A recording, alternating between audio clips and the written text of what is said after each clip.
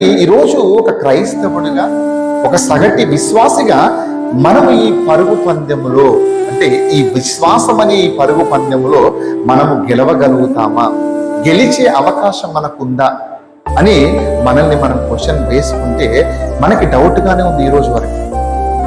ఓకేనా? నిజంగా పరుగు పందెములో ఉన్న వాళ్ళ ఆలోచన ఎలా ఉంటుంది తెలుసా అండి?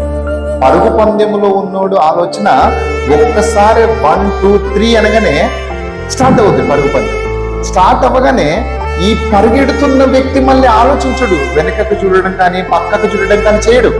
ఎందుకంటే వాడు ఆ పరుగు పందెంలో ఏదైతే ఫినిషింగ్ ఎండింగ్ ప్లేస్ ఉందో అక్కడికి వెళ్ళిపోవాలి ముందుగా. ఓకేనా?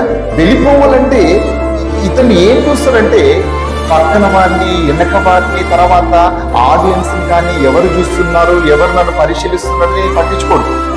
ఈ పరుగు పందెంలో నేను ఉరికి ముందు గెలుచుకోవాలి, నా పరుగుని కడముట్టించాలని చూస్తాడు. మరి ఈరోజు ఒక క్రైస్తవుడుగా మనం పరుగు పందెంలో ఉన్నప్పుడు ఎందుకు మనం దేవుని పరుగు పందెంలో ముందుకు వెళ్ళలేకపోతున్నాం?